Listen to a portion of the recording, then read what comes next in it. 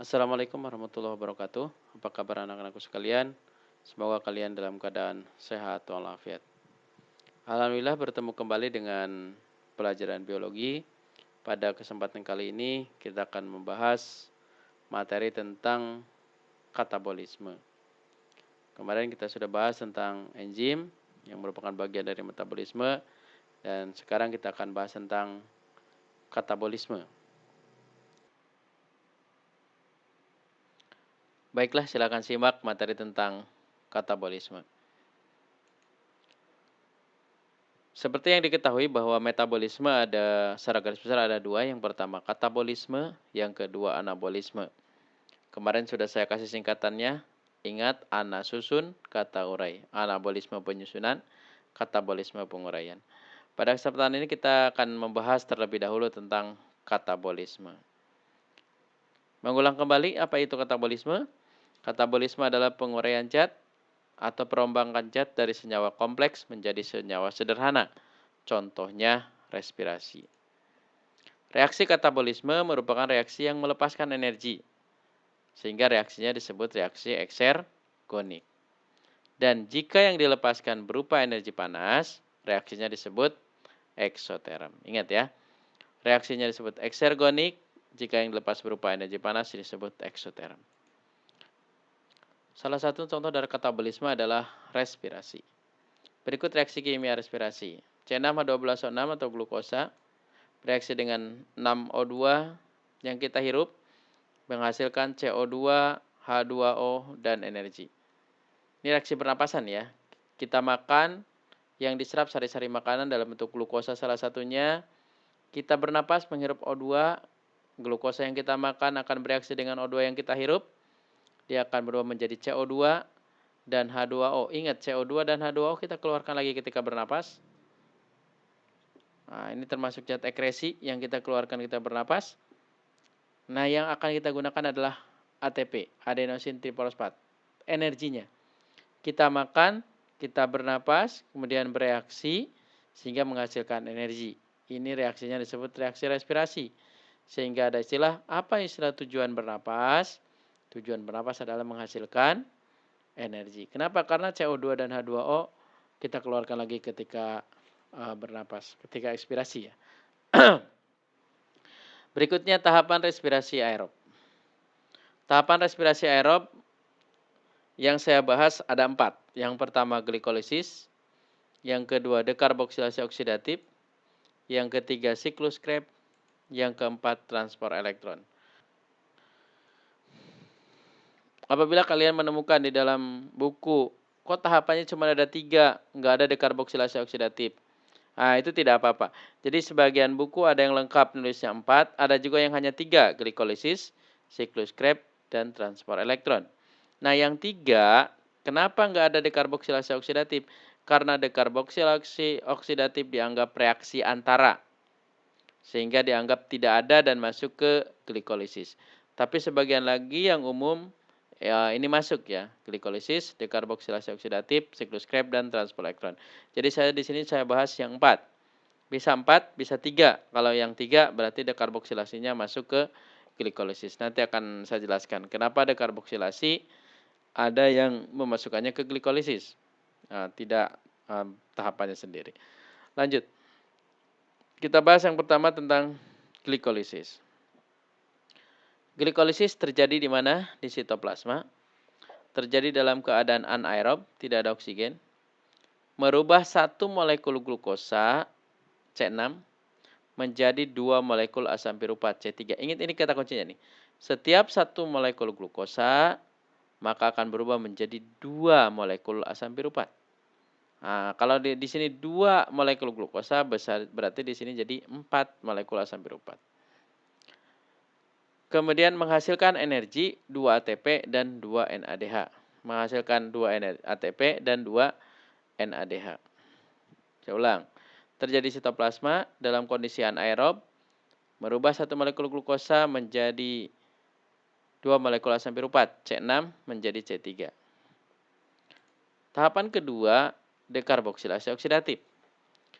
Dekarboksilasi oksidatif terjadi di matriks mitokondria. Ingat, dulu di eh, pembelajaran sel, ada istilah mitokondria. Organel sel salah satunya adalah mitokondria, fungsinya untuk pernapasan.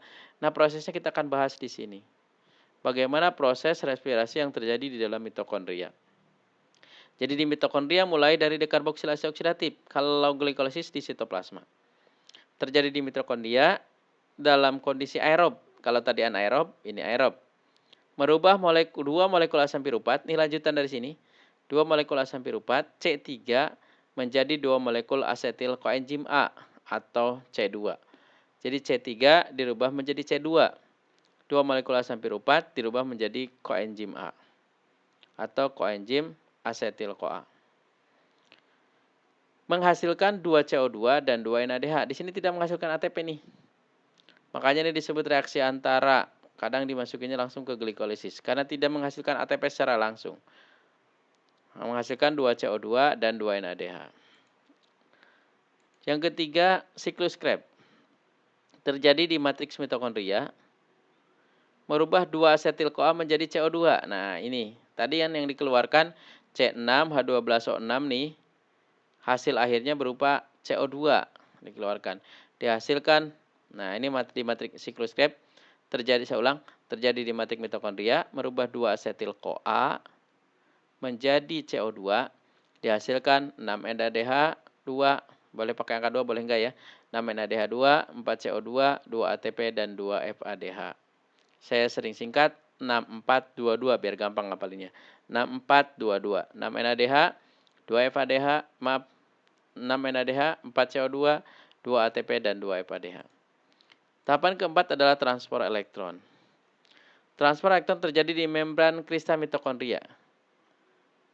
Akseptor elektron berupa NADH dan FADH yang dihasilkan oleh reaksi glikolisis. Ini NADH, NADH, dan FADH. Nih, yang dihasilkan oleh glikolisis, dekarboksilasi oksidatif, dan siklus Krebs akan menghasilkan ion hidrogen yang akan diterima oleh akseptor hidrogen berupa oksigen pada reaksi transport elektron.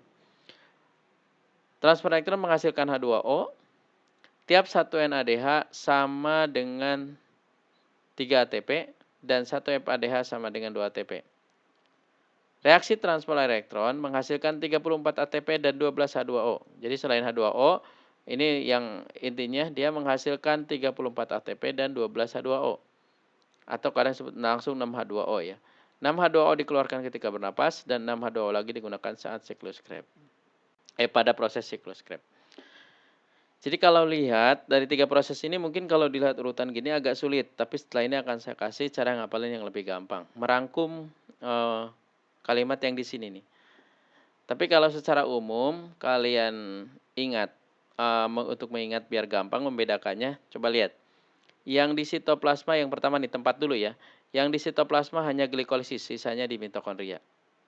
Saya ulang, yang di sitoplasma hanya glikolisis, sisanya di mitokondria. Yang dalam kondisi anaerob hanya glikolisis, sisanya kondisinya aerob. Aerob itu butuh oksigen. Berarti ini ada oksigen atau tidak, tahapan glikolisis itu tetap ada. Di tahapan pertama glikolisis hanya yang terjadi di sitoplasma. Hanya glikolisis yang terjadi di sitoplasma, sisanya di mitokondria. Lanjut. Nah, ini cara mudah untuk mempelajari proses respirasi aerob dari awal sampai akhir dari keempat tahapan tadi. Ini sengaja saya buat sederhana biar gampang. Jadi kalau kalian untuk mempelajari yang tadi cukup hafal bagian ini, maka hafal beberapa pertanyaan terkait inti dari proses katabolisme. Yang pertama glikolisis. Glikolisis merubah apa? Glukosa.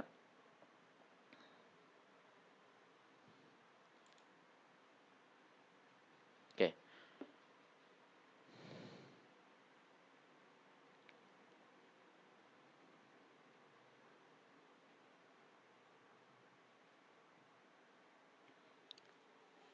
Lanjut. Ini bagan untuk mempermudah kita mempelajari tentang proses respirasi aerob dari awal tahapan pertama sampai tahapan akhir. Itu untuk mempermudah ya. Sengaja saya buat seperti ini. Coba kita runut. Yang pertama glikolisis. Glikolisis itu merubah glukosa C6 menjadi asam piruvat C3. Saya ulang, C6 menjadi C3. Terjadi di mana? Di sitoplasma. Yang dihasilkannya apa? Pertama 2 ATP, yang kedua 2 NADH2. Kalau di buku ada 2 atau nggak ada 2 itu nggak masalah ya. Kadang sebagian buku nulisnya 2 NADH, nggak apa-apa. Yang kedua, dekarboksilasi oksidatif merubah 2 asam piruvat menjadi 2 asetil-CoA. Jadi itu cara bacanya. Jadi yang tadi yang tulis saya di kotak itu, yang berdasarkan kata-kata, kamu cukup hafal bagian ini, maka bisa hafal hasil dan juga prosesnya. Tempatnya di matrik mitokondria. Hasilnya apa? 2CO2, 2 NADH2, dan 2 asetil-CoA. Siklus Krebs terjadi di mana? Masih di matrik mitokondria. Ini ingat kata kuncinya 6422. Hasilnya apa? 6 NADH, 4 CO2, 2 ATP, dan 2 FADH. Saya ulang. 6422. 6 NADH, 4 CO2, 2 ATP, dan 2 FADH. Ini harus hafal nih karena ini kalau di soal udah pasti keluar. Ditanya proses, kadang ditanya tempat, kadang ditanya hasil. Ini soal bisa jadi beberapa soal, banyak soal malah. Saya ulang lagi, glikolisis tempat di sitoplasma merubah glukosa menjadi 2 asam piruvat. Ingat, setiap satu molekul glukosa menjadi 2 asam piruvat. Kalau 2 molekul glukosa jadi 4 asam piruvat. Ini juga berubah, 4 ATP, 4 NADH. Kalau ini 2. Nah, saya ulang. Glikolisis merubah 1 molekul glukosa menjadi 2 asam piruvat. Hasil lainnya 2 ATP dan 2 NADH2. Kalau ditanya apa hasil glikolisis, maka jawabannya 2 ATP, 2 NADH2, dan 2 asam piruvat. Ingat ada 3 nih ya. 2 ATP, 2 NADH2, dan 2 asam piruvat. Yang kedua dekarboksilasi oksidatif. Merubah 2 asam piruvat menjadi 2 asetil-CoA. Terjadi di matrik mitokondria. Hasil lainnya 2 CO2 dan 2 NADH2. Kalau ditanya apa hasil dekarboksilasi oksidatif, maka jawabannya 2 CO2, 2 NADH2, dan 2 asetil koenzim A. Ada 3 nih. Yang ketiga siklus Krebs. Terjadi di matrik mitokondria. Kalau ditanya apa hasil dari siklus Krebs, ingat 6422. 6 NADH, 4 CO2, 2 ATP, dan 2 FADH2. Yang terakhir adalah transport elektron. Bagaimana proses transport elektron yang tadi dijelasin panjang? Nah, maksudnya seperti ini. Transport elektron tempatnya di membran kristal mitokondria. Lihat, H plus dari NADH, H plus dari NADH di glikolisis, H plus dari NADH di dekarboksilasi oksidatif, H plus dari NADH di siklus Krebs, H plus dari NADH di siklus Krebs dari FADH di siklus Krebs. Nah, kenapa 4? Nah, lihat ini. H-nya berapa? 2. 2 kali 2, 4. Ini 2. Koefisiennya 2. 2 kali 2, 4. H plus. Ini 6 kali 2. Ada 12 H plus. Ini FADH. H-nya yang diambil ya, ion hidrogen. 2 kali 2, 4. 4 H plus. Ini kalau di total jumlahnya ada 24 H plus. Yang 24 H plus ini akan bereaksi dengan oksigen yang kita hirup. 24 H plus bereaksi menjadi 12 H2O. 6 H2O kita keluarkan ketika bernapas, 6 H2O lagi digunakan di siklus Krebs nanti. Jadi kalau kita urut, proses respirasi itu dari mulai C6H12O6 nih, glukosa, dirubah bereaksi dengan O2, C6H12O6 sampai berubah menjadi CO2 nih. Ini prosesnya melalui 3 tahap, glikolisis, dekarboksilasi, siklus Krebs. C6H12O6 bereaksi dengan O2. Nah, bereaksi dengan O2-nya itu ternyata H plusnya aja. Terjadi di transport elektron. Hasilnya 12H2O. Jadi kalau CO2 dihasilkan di siklus Krebs dan di dekarboksilasi oksidatif nih, kalau H2O hasil dari respirasi itu dihasilkannya di transport elektron. Ini semuanya dibuang, yang dipakai adalah ATP atau energinya. Nah, berikut ringkasannya, tahapan, hasil, jumlah ATP, dan tempat. Ini bagan ini asal hafal bagan yang tadi, ini yang ini nih. Maka kamu cukup hafal yang ini, maka kolom ini bisa ngisi. Pertama, tahapan glikolisis, hasilnya 2 ATP, 2 NADH, 2 1/4. Ini tinggal pindahin yang ini, 2 ATP, 2 NADH, 2 1/4. Jumlah ATP berapa? ATP langsung dijadikan 2 ATP. Nih, jumlah ATP-nya ya. Tempat sitoplasma. Dekarboksilasi oksidatif 2 CO2, 2 NADH, 2 asetil-CoA. Ini tinggal pindahin yang ini, 2 CO2, 2 NADH, 2 asetil-CoA. ATP secara langsung tidak ada. Tempat di matrik mitokondria. Jadi kalau mau ngapal ini sebenarnya sini, 2 ATP, 2 NADH, 2. ATP-nya ganti aja CO2, 2 CO2, 2 NADH, 2. Biar gampang ngapalinnya nih. Kemudian siklus Krebs. Siklus Krebs 6422, 6 NADH, 4 CO2, 2 ATP dan 2 FADH, 2. Ada ATP yang dihasilkan secara langsung nih, 2 ATP. Tempatnya di mana? Di matrik mitokondria. Yang keempat, transfer elektron. Transfer elektron itu NADH dari glikolisis, nih. NA2 NADH dari dekarboksilasi yang ini. 6 NADH dari siklus Krebs yang ini. 2 FADH dari siklus Krebs yang ini. Dia akan berubah menjadi ATP. Nah, ingat ini, setiap 1 NADH sama dengan 3 ATP. 1 NADH sama dengan 3 ATP. Berarti 2 NADH dikali 3, 6 ATP. 2 kali 3, 6 ATP, udah 12. 6 kali 3, 18. 12 tambah 18, 30. 2 FADH sama dengan 2 ATP. 2 kali 2, 4. Maka jumlah ATP di transfer elektron adalah 34 ATP. Jadi kalau dilihat dari hasil, maka ATP paling banyak dihasilkan pada transfer elektron. Ingat nih kalau ada pertanyaan. Pada tahapan respirasi aerob, ATP atau energi paling banyak dihasilkan pada tahapan transfer elektron. Jumlah ATP setiap satu molekul glukosa itu 38 ATP. Totalnya 38 ATP nih. 2 tambah 3, 4. Ini 38. Atau 36 ATP. Kenapa 36? Karena 2 ATP digunakan kembali di glikolisis. Jadi ada 2 ATP yang masuk ke proses glikolisis. Sehingga hasil akhir dari reaksi respirasi aerob adalah 36 ATP. Jadi kalau kalian nemu 38 ATP, itu nggak apa-apa. Nemu 36 ATP juga nggak apa-apa. Berarti yang 36 itu yang duanya digunakan di glikolisis. Nah, kalau kamu lihat dari reaksi respirasi yang ini, C6H12O6 tambah 6O2, 6CO2 plus 6H2O dihasilkan ATP. Ini reaksinya itu ini. Reaksinya itu ini. Nih, C6H12O6 ini C6. Ini C6, glukosa. C6 berubah sampai menjadinya C-nya 1. Kalau 6 ini kan koefisien. C-nya 1. C1 ini berapa nih? 6CO2. 6CO2 itu dihasilkan di mana? Nih, dekarboksilasi 2CO2.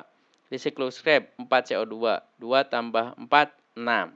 Berarti CO2 di respirasi aerob dihasilkan dari tahapan dekarboksilasi oksidatif dan siklus Krebs. Kemudian H2O. Nah, O2. O2 di mana direaksikannya? Nah ini.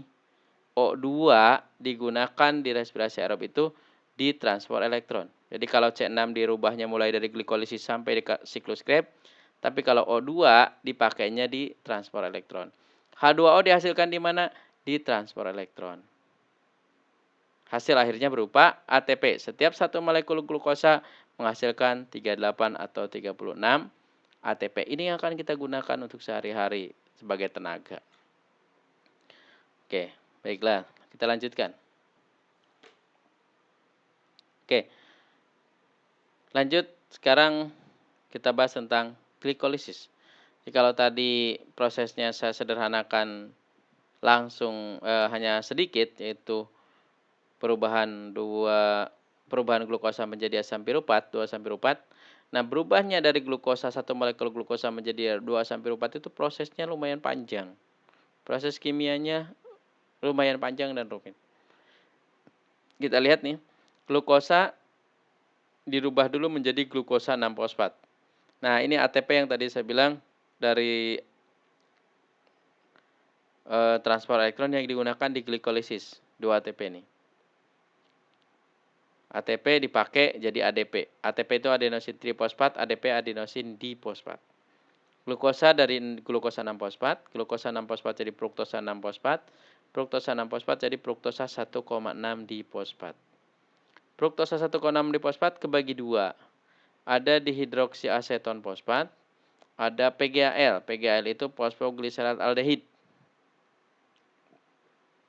Nah, dehidroksiaseton fosfat berubah menjadi 1,3 difosfogliserat. Nah, ini terjadi perubahan ADP plus P. Berikatan ADP plus P menjadi NADH. Maaf, ini plus hidrogen. ADP dia membentuk NADH, ion hidrogen ya, dengan fosfat. ADP menjadi ATP. Kemudian difosfogliserat berubah menjadi 1,3 difosfogliserat berubah menjadi 3 fosfogliserat. 3 fosfogliserat berubah menjadi 2 fosfogliserat. 2 fosfogliserat menjadi fosfoenol piruvat. Fosfoenol piruvat menjadi asam piruvat. Ini ATP yang tadi 2 ATP, 2 ATP itu di sini nih. Ini ATP, ini ATP. Kemudian yang PGAL, fosfogliseraldehid, dirubah menjadi 1,3 difosfogliserat, dirubah lagi menjadi 3 fosfogliserat, dirubah lagi menjadi 2 fosfogliserat, kemudian diubah lagi menjadi fosfoenol piruvat, menghasilkan asam piruvat. Jadi kalau satu molekul glukosa menghasilkan 2 molekul asam piruvat itu ini. Ini satu asam piruvat dari satu molekul glukosa. Prosesnya yang berbeda. Nih, proses di sininya doang sebenarnya yang berbeda nih. Ke bawahnya sama. Di sininya ada kebagi 2. Ke bawahnya sama. Tapi yang boleh gampang ini jarang ditanyain. Yang kamu harus ingat, glikolisis itu merubah satu molekul glukosa menjadi 2 asam piruvat. Tahapan yang kedua, tahapan dekarboksilasi oksidatif. Ingat, ini glikolisis dari glukosa menjadi asam piruvat. Dekarboksilasi oksidatif merubah asam piruvat menjadi asetil koenzim A. Kalau glikolisis di sitoplasma, kalau asam dekarboksilasi oksidatif di mitokondria. Hasilnya berupa apa? CO2 dan NADH. CO2 dan NADH. Hasilnya berupa asetil koenzim A.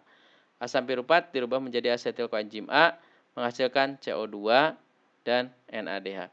Satu molekul asam piruvat, 1 CO2. Kalau 2 molekul asam piruvat, 2 CO2, 2 NADH. Yang tadi ya. Ini juga sama, asam piruvat, NAD menjadi NADH, kemudian menghasilkan CO2. Jadi ikatan koenzim dari asam piruvat menjadi asetil CoA, asetil koenzim A. Yang ketiga siklus Krebs. Ini siklus Krebs, kalau bisa harus hafal nih urutannya. Kenapa disebut siklus? Karena berputar ya. Jadi dari asetil CoA dia akan masuk ke asam sitrat, sehingga disebut dengan istilah siklus asam sitrat ya.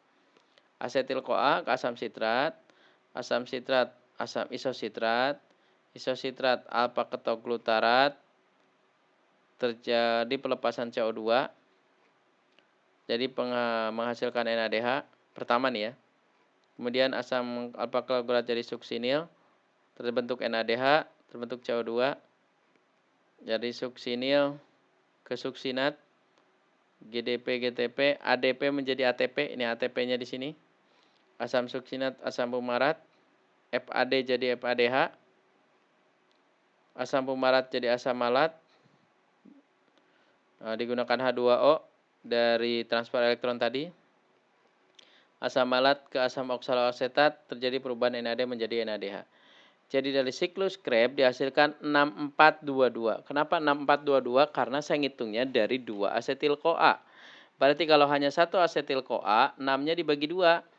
3, 1, 1. Nih, 3-nya apa? Kalau tadi kan 6 NADH. Ingat, biar gampang dah kalau ini saya kasih angka 2, 2 asetil CoA. Tadi kan siklus Krebs dari 2 asetil CoA, 6, 4, 2, 2. 6 NADH. 1, 2, 3. Ini 3. Kalau di sini 2, maka di sini aja 2 NADH, 2 NADH, 2 NADH. Jadi 6 NADH. 6, 4, 2, 2, 4 CO2. 4 CO2 mana? Ini CO2, ini CO2. Kalau di sini ada angka 2, 2 asetil CoA, berarti di sini 2 CO2, 2 CO2. 6, 4, 2, 2. 2 ATP. ATP di mana? Di sini. Di sini ATP. Kalau di sini 2 asetil CoA, berarti di sini 2 ATP. dan 2 FADH. FADH-nya ini. Ini 1 FADH. Kalau di sini 2 asetil-CoA berarti di sini 2 FADH. Nah, ini silakan dicermati ya, dibaca. Ini proses transfer elektron terjadi di membran kristal mitokondria yang tadi ya. H plus dari ketiga reaksi NADH, NADH, dan FADH, H plusnya akan berikatan dengan oksigen yang kita hirup sehingga menghasilkan H2O. Nah, NADH, FADH ini akan berubah menjadi energi. Setiap satu NADH jadi 3 ATP, setiap satu FADH menjadi 2 ATP sehingga dihasilkan 34 ATP dalam transfer elektron, menghasilkan energi yang paling banyak dalam satu proses respirasi aerob. Lanjut, selanjutnya respirasi anaerob. Kalau respirasi aerob tadi itu memerlukan oksigen, kalau respirasi anaerob ya, yang tidak memerlukan oksigen. Respirasi anaerob kita bahas hanya 2, yang pertama fermentasi alkohol, yang kedua fermentasi asam laktat. Jadi harus paham ya, yang pertama fermentasi alkohol, yang kedua fermentasi asam laktat. Biar gampang, fermentasi alkohol itu untuk tumbuhan, fermentasi asam laktat di hewan. Reaksinya coba lihat, C6H12O6, ini glukosa, direaksikan oleh enzim berubah menjadi 2C2H5OH plus 2CO2 plus 2 ATP.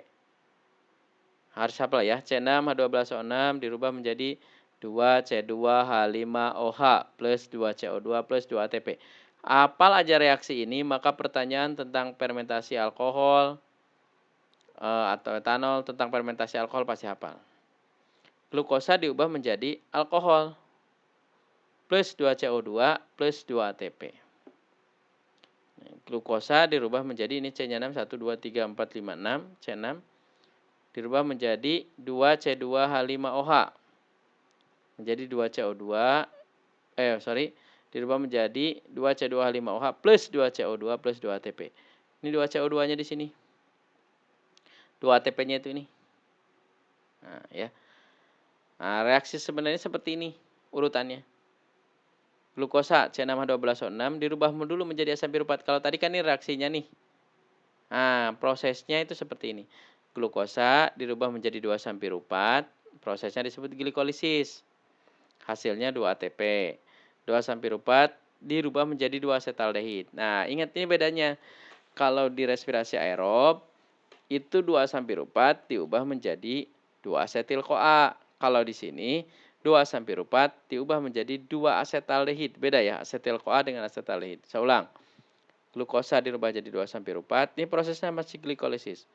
2 asam piruvat menghasilkan 2 ATP.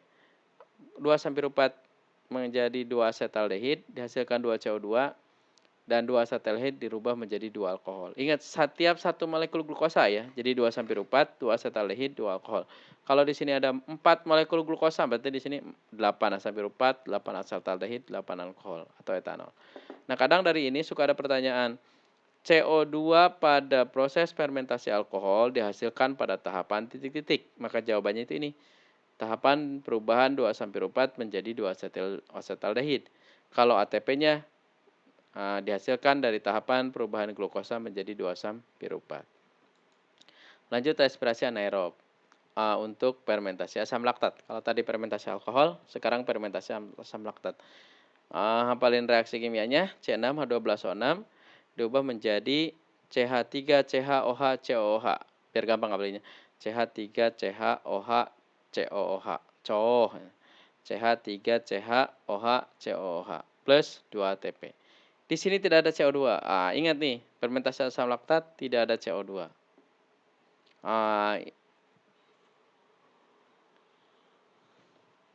Jadi ini materi dari respirasi tentang katabolisme, respirasi aerob maupun respirasi anaerob.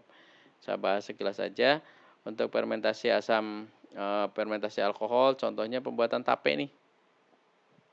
Pembuatan tape, jadi kalau kalian bikin tape mau dari singkong atau dari ketan, kamu simpan di wadah, itu ada airnya, ingat itu bukan air tapi alkohol. Hati-hati kalau diminum bisa mabuk.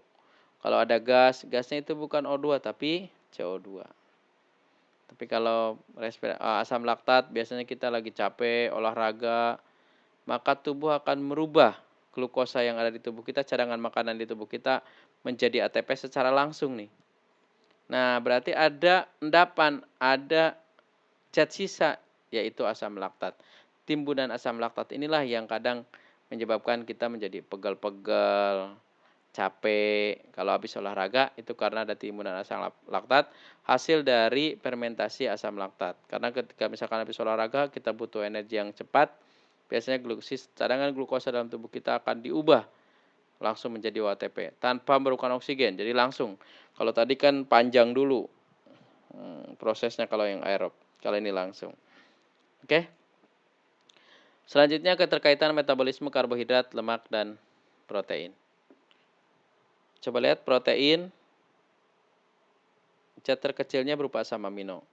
Karbohidrat, zat terkecilnya berupa gula. Lemak, zat terkecilnya gliserol dan asam lemak. Asam lemak dan gliserol. Ingat ya, protein dirubah menjadi asam amino kan biasa begitu. Karbohidrat jadi glukosa, lemak, asam lemak, dan gliserol. Nah, ini lihat bagannya. Ini kalau protein yang ke sini itu NH3, urea dikeluarkan dalam bentuk urin. Asam amino, kemudian di sini asam keto, dia masuk melalui asam piruvat. Kadang masuk juga langsung ke siklus Krebs. Ini hubungannya ya. Karbohidrat, tahapan pertama glikolisis, merubah glukosa menjadi 2 asam piruvat. 3P dulu gliseraldehyde yang tadi. Kemudian asam piruvat jadi asetil-CoA masuk ke siklus Krebs. Baru transfer elektron. Ini yang tadi nih kalau karbohidrat. Nah, kalau lemak, gliserol masuk melalui gliseraldehyde 3-fosfat. Asam lemaknya masuk melalui asetil-CoA. Nah, kadang tanda panah ini yang suka ditanya ini. Kalau asam amino, asam keto masuk melalui mana? Asam piruvat dan siklus Krebs. Lemak, gliserol masuk melalui mana? Gliseraldehyde. Asam lemak masuk melalui mana?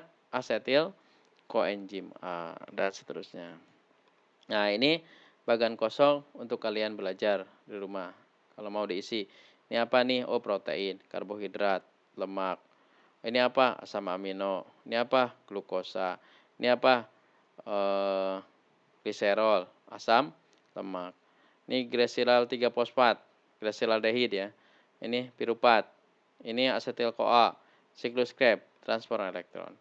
Ini asam keto masuk melalui piruvat, masuk juga melalui siklus Krebs. Gliserol masuk melalui gliseraldehyde. Asam lemak masuk melalui asetil koenzim A dan seterusnya. Silakan dipelajari dan hafalkan. Demikianlah materi tentang katabolisme yang salah satu contohnya adalah respirasi, baik respirasi aerob maupun respirasi anaerob. Mudah-mudahan kalian bisa memahaminya. Demikian, marilah kita tutup dengan membaca hamdalah. Alhamdulillahirabbil alamin. Bila taufiq wal hidayah. Assalamualaikum warahmatullahi wabarakatuh.